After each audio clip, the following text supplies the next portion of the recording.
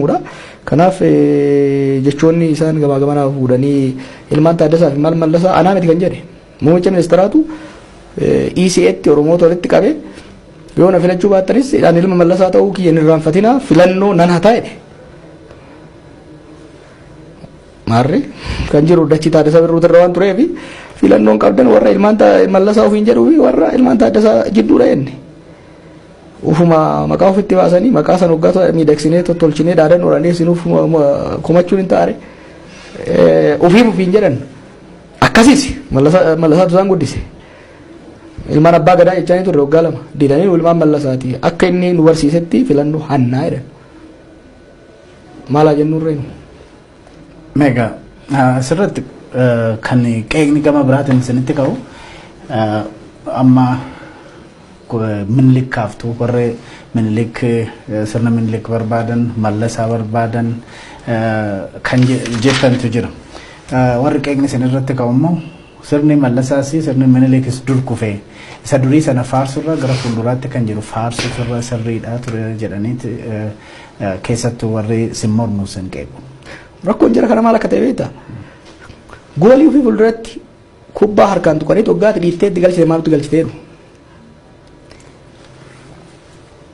Minilik waan Oromoo godhe yaadannoo Oromoo keessatti maal akka ta'e osoo beekan siidaa Minilik ijaaran san qofaa Minilik faarsan Oromoo biratti Minilik faarfamaa miti jibbamaadha diina kanaaf Minilik kan faarsinuu miti kan gamoo isaa ijaare siidaa isaa ijaare nuu miti waan baay'ee si gaddisiisu agarta baay'ee dhaqee waan hin arge jara kanaan yeroo kuma shan wareegamee aangoota isaan baaseef waan takka yaadannoo tokko son godhin gootota keenya busheessa nama Oromoo biratti diina number 1 ta'e miliyoona itti baasanii siidaa ijaaraa fi kana ajandaan godhinaa maal jechuudha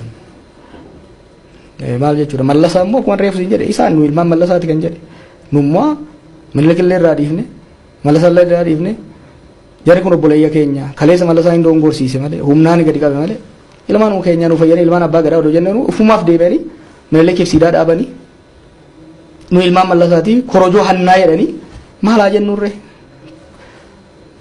goolii ofii duratti kuwaasii harkaan tuqanii hoggaa dhiinneetti galchinu maanutti galchitaniin waan hin taane garri fuulduraas yoo kan taate paartiin biltiqinnaa isaan dhaabanii deemanis purely ilaalcha Minilik unitary state Itoophiyaa olaantummaa aadaa Habashaa jala jirtu sabaaf sablammoota cunqursanii balleessanii mirga sabaaf sablammoonni keessattuu adda durummaa Oromoon qabsaa'ee asiin gahe xiqqeessanii federaalizimii diiganii unitary Itoophiyaa tooftaa Mallasaatiin tooftaan Mallasaa maali qoqqoodanii uummata bitu san qofa miti humnaan deemu kanaaf isaan tuufitti fidee waan isaan itti fidee immoo uummata biratti baatirii itti ibsinee agarsiisu warreef sinjee hojii keenya. Unitary haa jettu malee gara PP yookiin biltsiginnaatiin warri gara tokkotti harkifatu garasitti jira warri gara tokko garasitti harkifatu jira biyya kanaaf nagaa buusuudhaaf jara lamaan gidduutti finneeti biyya kanatti nagaa buufnaa jedhu warra gara tokkotti harkifatu keessa immoo paartii kee kan kafaa'oo keessattuu Jawaar Mohammad garasitti makame Dr.